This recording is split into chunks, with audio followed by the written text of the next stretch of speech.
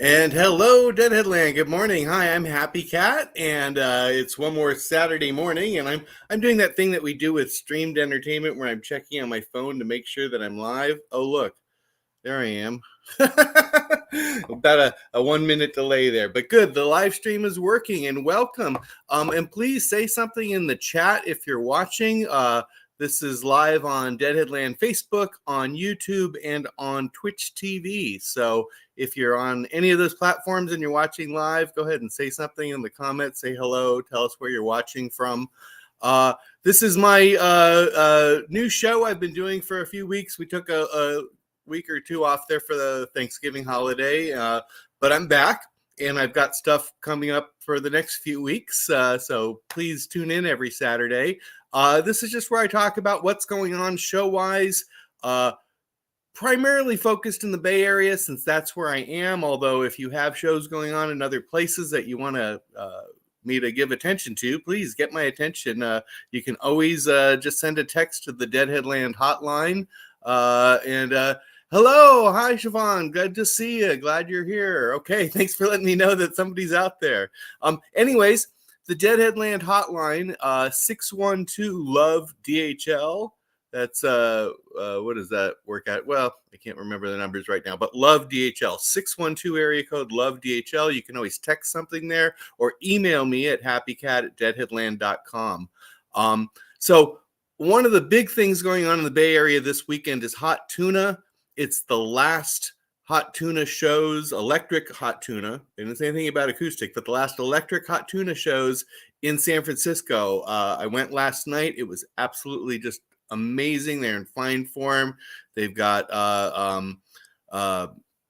Larry and Teresa with them. They've got a full band. It's the electric tuna. It's the same songs as the acoustic tuna, but much harder rockin' versions of them. Very loud, always a very loud band. Jorma and Yak, Jorma and Jack were in great form last night, and they're playing again tonight. Tonight is the Rex Foundation benefit show, so tickets were very pricey. It's a fundraiser for Rex. I volunteer for them, so I'm fortunate I'm going to get to be there, and I'll take some pictures and stuff. And I know they don't really like videos and streams, but it's just very exciting. So Hot Tuna is the big news this weekend.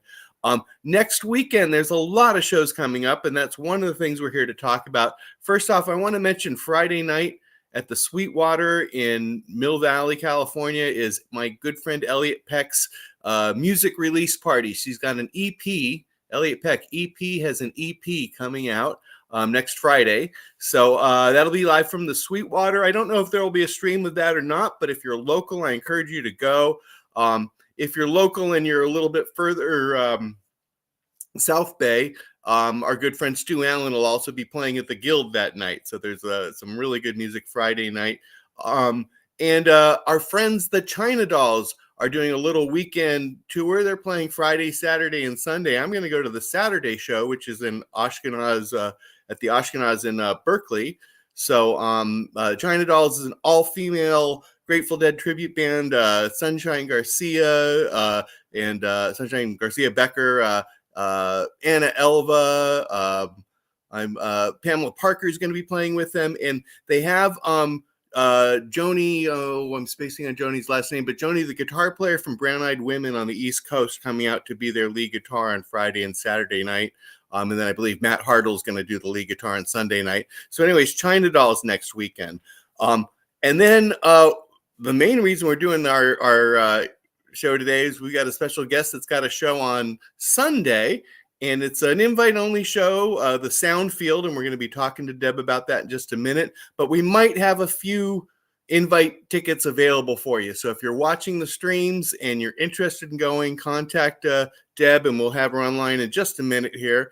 There might be some tickets for that. And then later on, that Saturday afternoon, or Sunday afternoon, I should say, I think music 3:45 or 4 p.m. I think she said the music was. We'll double check.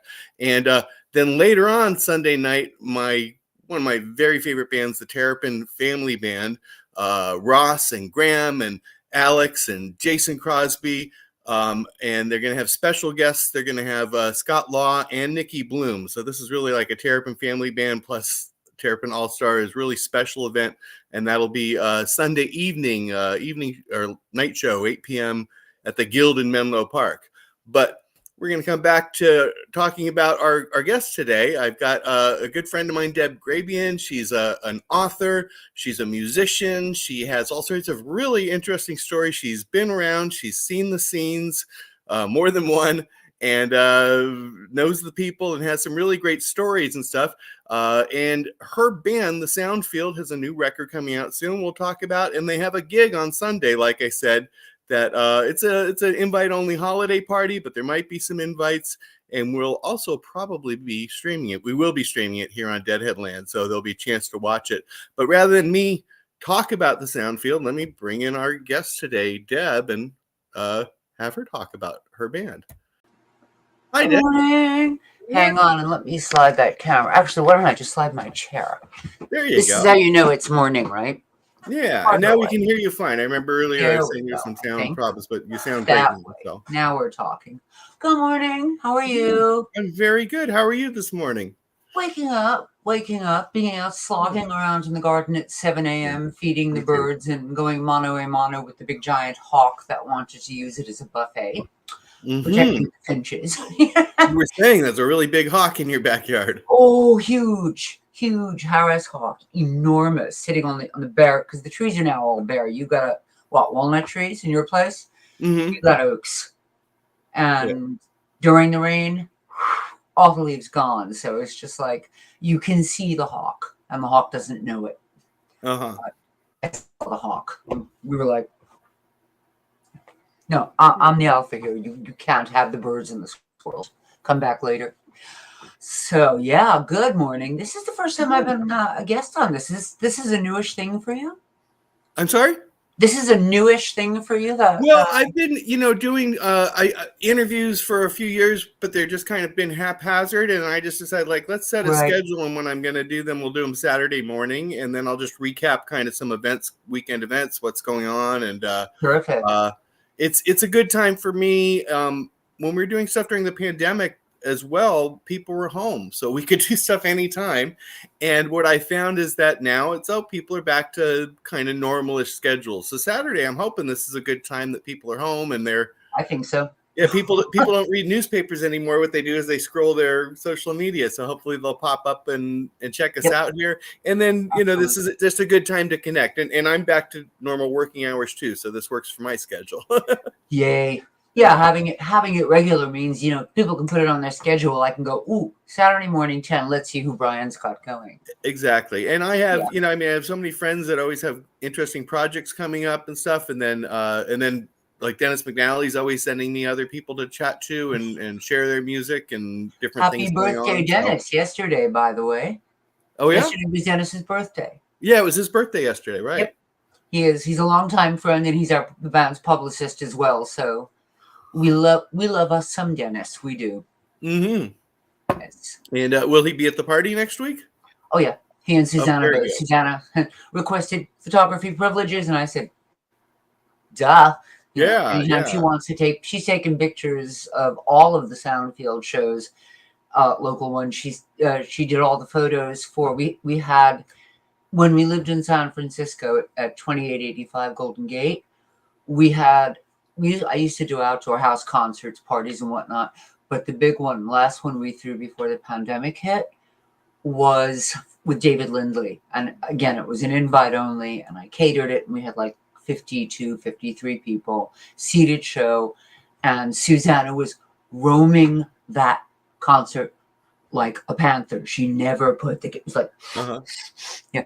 And she's great. She gets some great shots. She really does. I've had her on here and talked about her pictures and her Mamarazzi is great. Yeah, Mamarazzi. Been doing this a long time. Right, and she's just always so much fun and such a joy. She just it's when is it not great having Dennis and Susanna there? But yes, they will absolutely be there next week.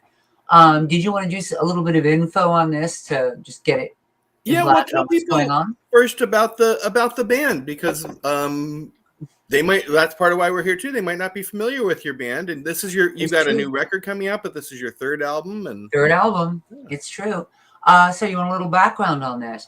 We actually, Nick, who is my husband of 40 years, we got married in 1983, and we first met and hooked up in 1976, December of 76. And he's a bass player. Quickie story how we met. I had written a bunch of songs. 1976, going up to that point, was a horrifyingly bad year for me. It was fugue state levels of bad. And I'd written some songs, and I needed to get them out before they sort of devoured me from the inside. Stories, if you're a storyteller, that's what stories do. You know, Maya Angelou said it was like childbirth and labor. It's like, this is no fun, get them out. So I had booked some time at SIR in San Francisco and walked in the door with my electric guitar, my Gibson 335, and just, I'm going to record these. And there was a guy at the door with a ponytail, blonde ponytail and glasses, and Journey was rehearsing. That you could hear them in the big room all the way down the hall. And I said, "Hi, this is me," and just set me up and set the recording thing and go away, right? And I realized I was tuning up and noodling, and he was still basically the guy at the door was still standing in the doorway, and he said, "Where's your band?" And I said, "Don't have a band, it's just me. Can we get this started?" And he said, "Well, where's your bass player?" "I don't have a bass player. It's just moi." "Okay, please, can we get started?" And he said, "Do you want a bass player?" And I said, "Really? Do you have a bass player?" And he went, "Yes, let me kick those guys out, grab my bass." And it was like, what just happened? So he just sort of kicked Journey out, locked the front door, plugged in his bass, and I heard music and tunings and movements and phrases and riffs that completely melded with mine. Music that it was like it tasted just like what I did. Wow. And I don't remember us stopping or looking up, just playing, just jamming for, I think it was 5 or 6 hours. And I looked up and my fingers were on fire and said, "Okay, who the hell are you?" And he said, "My name's Nick Grabien." And I said, I'm yeah, "Hi, nice to meet you." And we've been playing music together ever since. That's awesome. So yeah, so we've been, we had a band in the early 80s, and by request of Swan Song Records, Led Zeppelin's company, we did a 4-song demo, and in the time it took us to record it, because in those days it was all tape and whatnot, and get it to Swan Song. This was 1981, and we suddenly went from rock and roll to synth pop and the Eurythmics, and video killed the radio star, and everything. We really wanted synthesizers and and it's not what I write or play. And you got to write what you play. You got to write. Of course, yeah. And that's not what I was doing. So we were quite quiet for a while. Interesting note is that in our first band, our lead guitar player had been Robert Hunter's guitar player for Roadhog back in the 1970s. Jeff Downbrough was a brilliant guitar player. And we were sort of dormant on making music for quite a while. I went into writing books instead, did a bunch of those. Was diagnosed with multiple sclerosis, relapsing remitting in 2002. I've been living with that for a good long time. And then right around 2012 or 13, I think it was 2013, we had a party at our place, and Phil Savell was there and just playing music. And a drummer by the name of Larry Luthi was there. And Larry liked what he heard, and he said we should start a band. So we did. And that was the beginning of the Soundfield. At core, we are a 3-piece, electric. I have been playing electric since I discovered June Millington and Fanny back in 1972 or 3. And realized that, yes, women can play electric guitar. Who knew? There was no representation on that. It was visible, But we are joined by guests in and out. It's free floating. The last few years when we play live, I have been known to postpone and push the date on shows if Mark Karen is not available, because we always love playing with Mark. Um, and recently it's been the Salvias, Henry and Kathleen Salvia. I've got a really high standard for piano players for particular reasons, in that I lived and worked with Nicky Hopkins in the early 1970s. And those are big, really big shoes. And it's not that Henry fills Nicky's shoes, it's that he's got equally big shoes. Yes. And it's exactly. Yeah. And our engineer, Vadim Canby, puts it perfectly. He says, just sit Henry down in front of a keyboard and let him do his Henry thing. And Kathleen Salvia, who is part of my angel choir, has one of the best sets of pipes I've ever heard in my life, because she doesn't sing like anybody else. It's not like, oh, she sounds like. She doesn't. She sounds like Kathleen Salvia.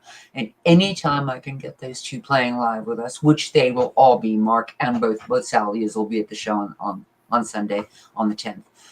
I'm like, yes.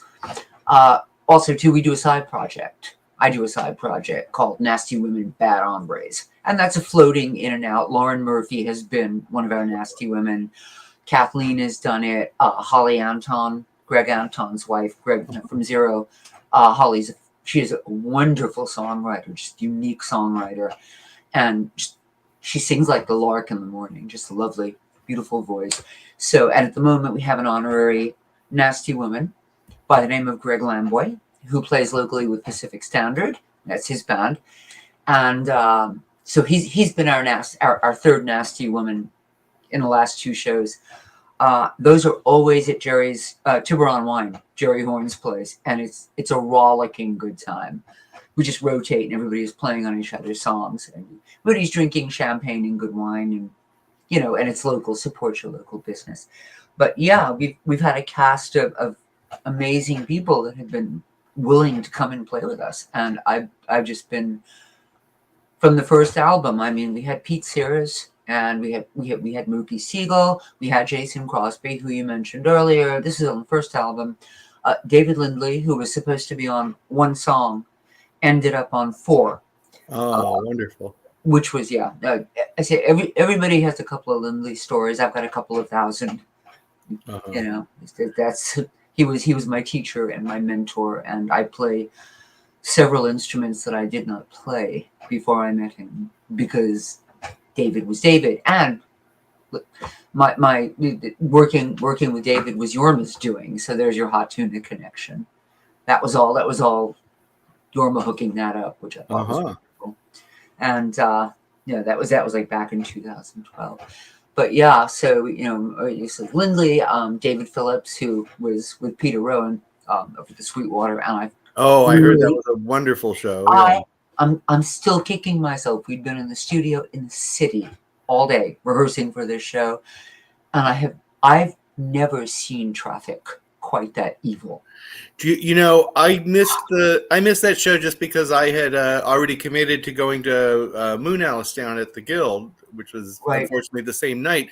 And I saw, when I was driving south, I saw that traffic coming the other way, and I was like, I'm sorry for anybody that's stuck in that. Yeah, I sat in sludge for 2 hours, and I had already been rehearsing, and I hadn't had any lunch. It was just like, I did not even remember. It's like, oh yeah, I've got a reserved ticket for the show. I had bought this, the minute David told me it was happening. Like, okay. Yeah, that looks like a real tweet. I love Peter Rowan so much, and that he had so many guests, the Rowan brothers and everybody else. Yep. I did a show a few months ago that was just Chris and Lauren, but Peter showed up, and Peter played the whole show. It was really wonderful. Fabulous. Yeah. I've got in my I at some point I meant to bring this up with Peter at he played the Winter Rainbow benefit.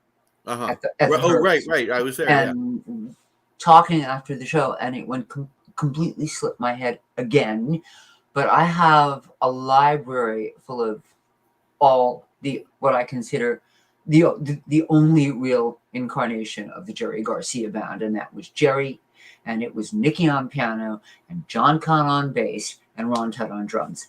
For me, that was the only JGB, and I I was the girl at the piano player's table for every local show in 1975. Wow, what a treat! I know you shared a couple of those shows with me, and they're really just They're phenomenal. fabulous. Yeah. But I have versions of is it Mississippi Moon, Peter's song, covered, with by the Garcia Band. I've got, I think, like 4 or 5 versions of that with Nikki on piano and Ron Tutt on drums. Oh And I so keep sweet. meaning, Peter, give me because he wanted, send them, and I'm going, I need to know where to send them, because they're sound files, and you don't just spam people with sound files unless it's like, and I forgot to ask him, and then I totally screwed up. I forgot about the show. If I had remembered, I just would have peeled off at Mill Valley, had dinner, in Mill Valley, and gone straight into the show. And we were sitting in Glue, northbound on 101, and I did not remember. It's Thursday night. I've got tickets. I know there's something happening tonight. What is it? And I was literally past Lucky Drive and all the way into the northbound 101 in San Rafael. It's like, nope, I can't do it. Yeah. No, that's unfortunately that'll happen sometimes. So let's come back to the sound field though. So you've got 2 albums that are already out, and 2 that are already out. There. Are they on all the streaming Yeah, services? they are. They're on all the basic platforms. And if, like me, you're an antique and you still really love your CDs, and I still have a CD player in my computer, and I have a CD player in my little Fiat, and you will get it when you pry it from my cold dead fingers. I don't want to pay Spotify to listen to my own music. Fair and enough. A lot of the music that I want to listen to is not commercially available. So, you can't Spotify that. So I burn MP3 CDs and put them in my car, and it's like, yes.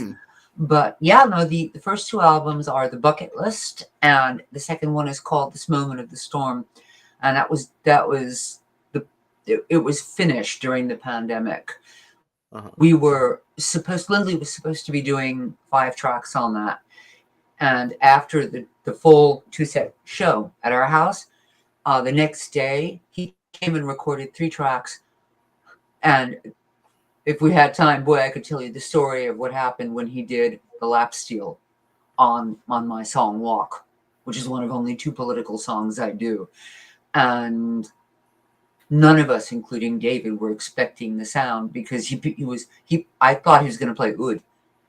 And he picked up my little $69 Rogue lap steel with the replaced pickup in it and no pedal, and said, oud, because I think this is this. And I said, let's do it.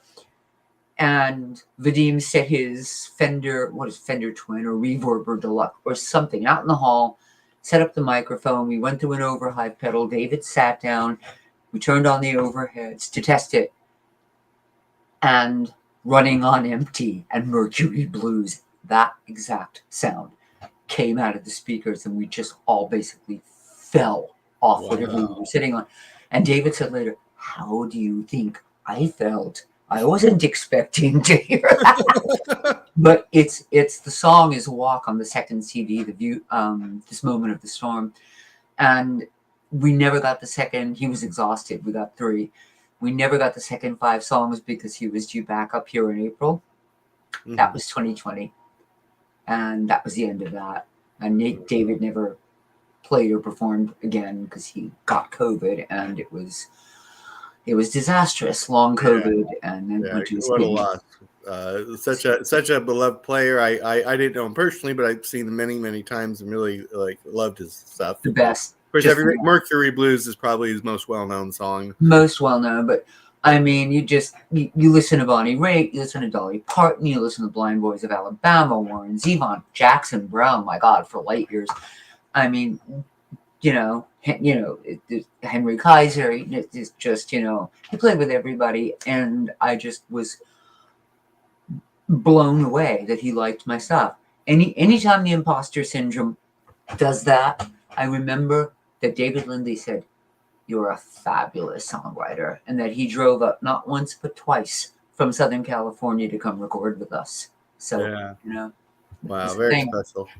Yeah. Well, check out those two records then on for everybody out there. And again, it's just look for the sound field on whatever service That's you're the sound looking at. coding. It's all the usual streaming platforms, Yeah. or you can order them. There's a YouTube page where you can listen to all of them. And if you want to read some epic, and I do mean epic, liner notes, go to soundfieldband.com. Okay, I'll It's share that. all one word, soundfieldband.com. All the lyrics to the songs are there, and the liner notes for both of the first two albums are there as well. For the Bucket List, which is the first one, and This Moment of the Storm, which is the Pandemic album, for the second one. Because once upon a time, we lost something bright and beautiful when they went to smaller packaging and streaming, and there were no longer liner notes. You used to find out everything about who was on an album, how the songs got to be, by pulling out that sheet of paper, remember? From old school vinyl. And that went away with CDs. It went away, let's see, microprint and cassettes, and it was gone. We came back around, and it was like, shit, we've got the cloud. It's limitless. I can tell the full story. And Absolutely. Just provide a link or a code or something for people to get to it. So there's absolutely. I like having something to hold. Of course, I always liked albums and the whole Yep. thing. And I'm as a an kid, idiot. like Hang on. everybody else, I would like read 1 everything and try to second. glean One details. moment. You want to give me 1 second and I can grab them? Sure. Hang on, because I got, let's see. All right. I'll just vamp a little. Here. Hey, everybody. Anyways, we're here. This is Dead Headland TV here with Deb Grabien. And here we go. Here we go. This was the first one. This is called the Bucket List. Let's put it in front of the camera. Can everybody see that, or is there glare? Okay. Yeah, this has everybody from Pete Sears to Jason Crosby to Mookie Siegel to David Phillips to David Lindley. Lauren Murphy sings on this one as well. This is the second one. Amazing cover, by the way, by another brilliant.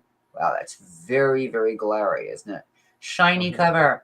I think if I pull it back, it's actually a little clearer. There you go. Yeah, because you get the screen reflection. But there you go. We can see. I mean, it is what it is. We can see it, but it's good. And I posted the link there so everybody can check that out. And I just clicked it myself, and I see there's a bit more information there at the website, so they can learn more about the band. They can learn more about the band, music and such, and how all the songs came to be and how they came to be recorded, who played on them. There's a bit of tech for the tech-minded, for all of you gearheads out there. And there's a whole lot of backstory as to how they got written, when they got written, how they got recorded, what they're about. And the lyrics are there for both albums as well. I have not yet done the liner notes for the third album, because Vadim is still mixing it. We're very close. We may get some additional guests we were supposed to have. We were hoping to have, and we missed the timing for both Jason Isbell and Amanda Shires on this one. Very nice. And we missed the timing by about 2 weeks. There was this tight little window because Amanda recorded schedules, and took it on the road, and Jason recorded Weather Vanes and took that on the road. Plus Amanda has the High Women, with Belinda Carlisle and Maren Morris and occasionally Sheryl Crow, and Yola. She's, best fiddler in the world as far as I'm concerned. Nobody can touch Amanda Shires. She's the only time in history I've ever heard. I've heard an instrument without knowing who was playing it and said, "Who is the woman playing that fiddle?" Wow. You can hear female in the voice, in the way she plays it, and anything you listen to of hers, you'll see what I mean. You can't miss it. It's just there. But so we were hoping for that. We missed the timing, and they have both been busy. Jason's been a very busy boy. He's got a part in Scorsese's films, Killers of the Flower Moon. Right. Yeah. He's really just been taking off lately. He really has. Yeah. So we missed that window. So when do you think the new record will be? Is that like springtime or something that you're shooting for? Or? We're shooting for spring. It's about, I think we've got like 4 songs left to do. The tricky one, and I really don't want to leave it off the album. There are covers on each album. They're mostly original songs. I write the songs. But we did 1 cover on the first one, I think 2 covers on the second one, the third, has 3. Emmylou Harris's Boulder to Birmingham is on the new one. Robert Hunter's Ariel, not a Grateful Dead song. It's a Robert Hunter song. And I told him back in the day, I love that damn song and I'm going to record it. And he went, yeah, right. And I said, yeah, I am. I did. Sorry, Bob. I did. Record it wherever you are out in the cosmos. We did it. And, and the third cover that we've laid down the basics for, we got permission to do Taylor Swift's Mad Woman. From Folklore, which is a song about female rage, and it's really potent and really strong and very dark, but it's also got a lot of interesting layers, and it's the last one. I don't want to leave it off the album because it's just one of my favorite songs in the world, and we've got the basic, but it's not ready. I want a cello. That was where we wanted Amanda's fiddle, and I think Jason is kind of busy, but we'll see. But hoping for spring. Yeah. Will some of these new songs be performed on at your show next week? Oh, yeah. We're doing, I don't have the set list with me, but we're doing our own little mini eras. The second one, and, finishing up with songs from the third. So, yeah, I'm not changing costumes, so sorry. Your signal's breaking up just a little bit all of a sudden. Am I? Okay. Okay, you're back. You're back. It just froze up for a second there. Right. So, did you want some the thing about the show on the 10th? It's actually what this is. This is the Soundfield's second annual holiday party. We did one in December last year. Special guests, both Henry and Kathleen Salvia and Mark Karen, who you all know, brilliant guitar player, and he and I co-wrote 3 songs on his new album. And you wrote some songs on his last album. Oh, yeah. Well, no, I'm not on the first one. That had already come out when we met. This is the upcoming one, Welcome to Your Life. And he's gonna be releasing songs from that very shortly. But Welcome to Your Life is actually the title of his, and it's also a line from the first song that he and I wrote together. And I guess that's why I thought that was on one of his previous records, just because I've seen, and I believe that's where I probably met you, is either through Moonhouse or through Mark. Yeah. But I think you did it through Mark. Yeah, I love when he performs that song. It's such a powerful song, and Rolling It, Breathing Room. I wrote all the lyrics to that one, and Rodeo, which is just fun. It's a little homage to Levon Hill musically. It's one of those. But yeah, he's got 3 songs that we co-wrote, and we do these covers. But for next week, this is basically, if anybody out there watching wants to come, I still have place seats 70 people. So this is the Lost Church in Santa Rosa. There's free parking for light years. We know it's a school night, so we've 2 years in a row now, we've done a matinee. So the music starts at about 3:45. It ends at 6:30 flat, period.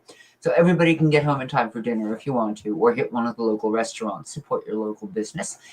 And there's no charge to get in, but we do need your name at the door. It's an invite only, and I'm happy to invite you, but you have to let me know that you want to be there.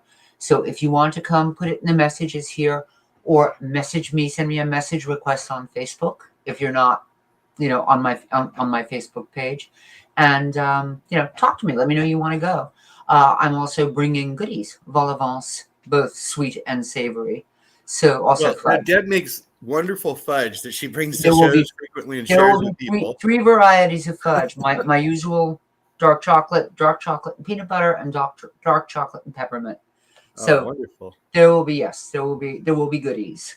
And as I say, it's a party. It's not a paying gig. There is no cost to get in. But this is Sunday, December 10th in Santa Rosa at the Lost Church with the Soundfield. And you just have to ask us for an invite. If you direct the request to me, I'll direct you over to Deb so that she can take care of that for you. But there's only a handful of spots. I think you said 10 or 20. Because I'm trying to not pack the place out in case people want to get up and dance. Right. They have a bar. You can buy beer and juice and wine, and I'm bringing the nibbles.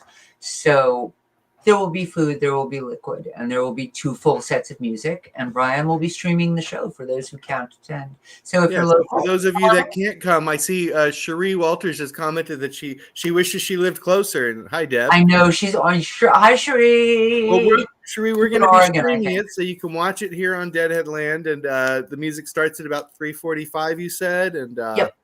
so there will be a live stream. We'll do our best to bring that to you. Yeah. Yep, you can watch it. You can absolutely watch it live, and Brian will be streaming it. We will be having several people around the country, I think, who have asked if it's going to be streamed, so they will be tuning into. And I say it's a party. You know, it's getting two live sets of music with an intermission in between. So if you want to come out, let us know, and we'll see about making sure your name's at the door. Great. And then and again, the sound field is on most streaming platforms. You can find the music out there. And Deb, we'll have you back when the new record's Absolutely. ready. And You I'm betcha. trying to figure out how I can, because with Facebook, everybody knows I'm kind of prohibited from actually playing your music. So we can talk about music, but it'd be nice to be able to share it with people. But I'm looking at different streaming platforms and finding ways that I can get around that. Yep. Because Well, even also, if you give me permission to play your music, they'll still shut it down. If you go to the Soundfield on YouTube, there is the Soundfield topic. Both albums have been uploaded, and all the songs are there. You can play them on YouTube. And I'll share those links as well on the page so people can find out links about for those. There are photos, and there's that. Yeah. So that's the show next. That is the show next week. And yay, Cherie will be watching the stream. You betcha, girl. Yeah. Very cool. Lauren Murphy and Dawn Holiday are planning on it. It's going to be Dawn Holiday, who you all know, who Booker for Hardly Strictly Bluegrass for decades, pretty much since it started, and the Great American Music Hall and the Slims and the Fillmore. Dawn just basically did this for San Francisco for so long, and she's now in Nashville, just outside of it. She's going to be watching. It's her birthday on December 6th. Happy birthday, Dawn. We'll dedicate the show to you. Oh, very nice. Very nice. All right. Well, there's a lot of other stuff we can talk about. I know that you're an author also, and I remember when I discovered that, I went and looked. You've got a number of novels you write. 19 of them. And I'm finishing the 20th, which is probably going to be the last one I write. I mean, realistically, I'm 69. I've been concentrating on music. But I was first published in 1987 by St. Martin's Press. Got 4 books out in a cluster, basically, within a couple of years of each other. And then really did not like what was happening in mainstream publishing in the early 90s at all. And when a publisher asks you to put a few rapes in a book you're writing, because readers like a good rape, I was like, I send it back. You can't have it. We're done now. Yeah. No. Yeah. If you want me to fly to New York and give you a taste of what you're talking about with a gooseneck lamp, we can do that. But I'm not adding it to my book. I'm not pandering to that. This is, so I took some time off, came back in 1993 with the Haunted Ballad series about music, obviously. 5 of those, they were ghost story mysteries. And then a couple of standalones, and then the series of my heart, which is the J.B. Kincaid Chronicles, which are a rock and roll series.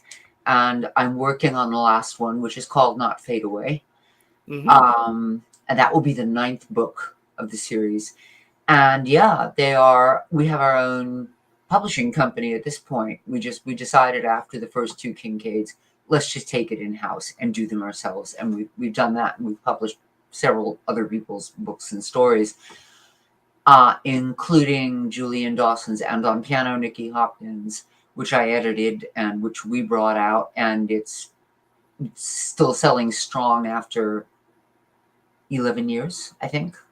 2011 or 2012, and it's still selling strong.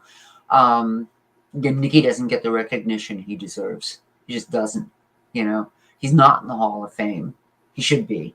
And he's not in the Hall of Fame. They're never going to put him there. And you do, those of us who are out there, we just try and keep his memory green and keep him visible. So we were honored to be able to do that. We really were. And, that's and on piano, Nicky Hopkins. Mine are the J.P. Kincaid Chronicles. I've got a couple of high-profile readers who adore them. So, who find them fairly addictive, which is a good thing. Yeah. I think they're addictive. So you self-publish. Where would people then find the books? Do they The company is called, and again, the website is Plus One Press, PLUSONEPRESS.com. Plus One Press. That's pretty much everything we do has elements of music in it. We publish books about music, mostly fiction, and it just goes, we cover the spectrum. In terms of writing about fiction, it's everything from epic fantasy to quiet little books about Celtic music to rock and roll mystery series. So it's we don't just publish mine; we publish several authors, and it's the other thing that we do. It's the other thing that I do. It's really all about telling stories, isn't it? Music. Yeah. Books, songs. There's always a story there. There's always a story. If you got a story, you got to get it out. Yes, you got to tell it. That's what we do. Well, very good, very good. Well, great. Thank you so much for coming and sharing all that and sharing some stories with us. It has been such fun. Next time, if you just want to go wall to wall stories, we can go wall to wall stories. Well, I have another variation of this show that I call the Books of the Dead. I know yours isn't specifically about the dead, but it's still there's the music element. Not specifically about the dead, but the thing is that in the J.P. Kincaid Chronicles, a lot of the characters are basically extrapolated from people that I knew and liked or didn't like, or worked with, or worked for, or hung out with. During the 1970s, and this takes them into the future. Had some of them lived, had people cleaned up, had people stayed sober, had people not died of overdoses, had people, what would people have evolved into? Oh, very interesting. If they hadn't died in 1986 or whatever. And this is so giving them those voices. And I've had local musicians messaging me going, okay, is Tony Mancuso so-and-so? Why should I tell you? It's fiction. Just read it as fiction. But I've had local people going, oh, I know who this is. Because I've given them what I remembered of their voice, but brought them into actual clean, sober, modern era adulthood. Because I started writing the Kincaids in 2005. Wrote the first one in 29 days. Wow. 92,000 words. And when St. Martin's bought it, they didn't want any changes. So apparently that one had been sitting there waiting to come out. The second one, While My Guitar Gently Weeps, I waited about a week just to started that one and wrote that one. I think it was 32 days. Once you're ready, you just write. So, and I mean it slowed down, and I was actually writing a scene in the current one that involved a big free concert in Las Vegas and a death at that concert. And the night I wrote that scene was the night that guy opened fire from the window of Mandalay Bay. And I could not. Horrible. I said, I stirred something up in the cosmos here. I tapped into something. I don't want to tap into that. And I walked away from the book for quite a while. And now I am more than halfway done. It should be done by February. Whatever willing and the creek don't rise. Well, I tell you what, we're going to have you back a couple of times. We'll do a book episode when you're ready with the new book, and we can talk about all of them. Happy to come on the other show as well. Book 6, by the way, of the Kincaid Chronicles is called Uncle John's Bound. Right, and you said this next one is Not Fade Away. So Not Fade Away. So there's definitely some things. There's themes and elements within that I think will all connect to. It doesn't very much, yeah. Oh, very much. Enough people write books about Jerry. It doesn't have to be a book about Jerry. Right. I mean, and the local stuff does get mentioned quite a lot in the history of the stuff. Yeah, about the old record plant, and Kilgren's old place, and the experience of recording down there in the '70s. Him and his Rolls Royce and the houseboat for the artists, and it was a thing, and that does get remembered and talked about, in the Kincaids at various points. So yeah, there's definitely the local is in there. It's yeah. Well, it sounds really interesting, and I've appreciated getting to know you over the years, and you've been a good friend and a really kind person. And back at you, Brian. Once you get storytelling, I'm always like, wow, you know a lot of people and been to a lot of, like I said before, through a lot of different my life scenes, has not been boring. Kind of bring that all into what you do, and then that you're writing music, you play guitar, you're putting out records and books, and it's I'm impressed. You do quite a lot, and it's really pretty awesome. Yeah, we do what we do. If you have something that wants out, and it's not going to damage anybody, and it might enrich people, go for it. That's what I love, is that expression, that self-expression, and that's what I look for in any kind of artist, that there's an honesty of expression, whether it's music or reading or photography or whatever. That's what connects to me and what really touches me. Yeah, be real. Be real, because people know when they're being fed fake. Yeah, be real. That's it. Very good. Well, be real. That's a good one. That's Keep it that's on. a good place to be. Hopefully we'll see some people next week, and let's do this again. Very good. Absolutely. And nice to talk to you, and looking forward to sharing the stream of your music next week. And I'll post up the details and make sure everybody knows about that to tune in. And perfect. It's going to be a lot of fun. Yeah. Excellent. Thanks, awesome. Brian. We'll see you next week. Thank you so much, Deb. Have a wonderful rest of your day, and I'll see you next week. Back at you. Bye. Alrighty. Bye-bye. And everybody else, thanks for tuning in today. This is my semi-regular weekly show. Like I said, I did several weeks in a row, then took a couple weeks off, but now through the end of the year, I think I've got guests lined up. So come back here every Saturday morning, 10 a.m. Pacific.